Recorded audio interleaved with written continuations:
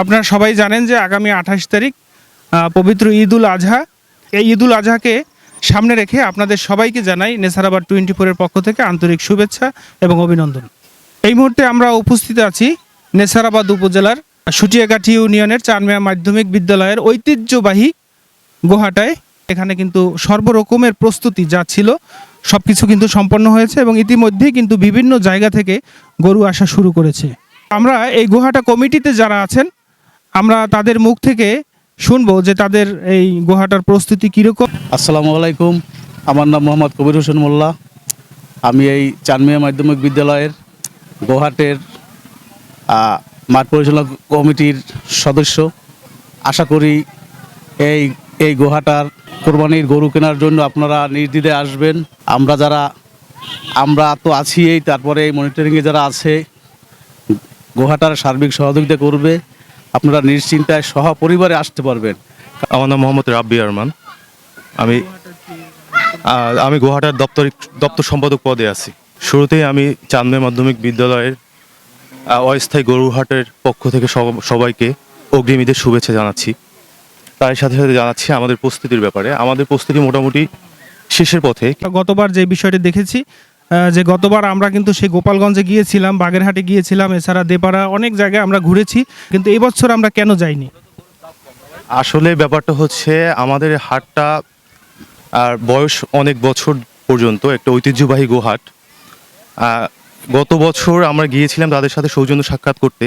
এবছর ব্যাপারীরা আমাদের আগাম ফোন দিয়েই বলেছেন যে আপনাদের আসতে হবে না, আমরা সব প্রস্তুতি নিয়ে ফেলেছি, কষ্ট করে আসার কোনো দরকার নেই। এই প্রেক্ষিতেই আমাদের আসলে যাওয়া হয়নি এবছর।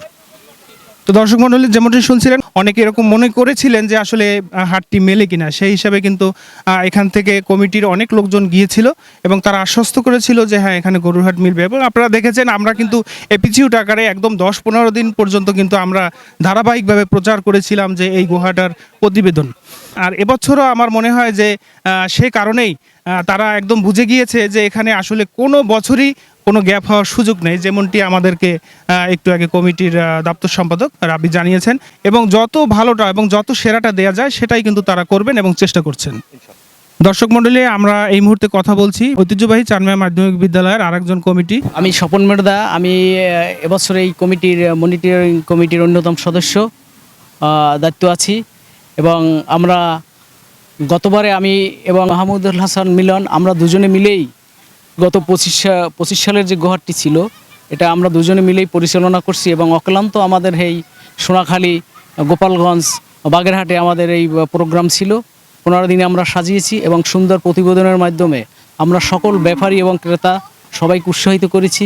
এবং তার পছন্দের গরুটি তাদের ফ্যামিলি সহ সবাইকে, ছেলে মেয়েকে নিয়ে এসে, এখানে অনেক বড় মাঠ, তার নিজের পছন্দ মতো সবাইকে নিয়ে ঘুরে ফুরে দেখে দর করে তার মন মতো গরুটি, সে পছন্দের গরুটি সে কিনতে পারে।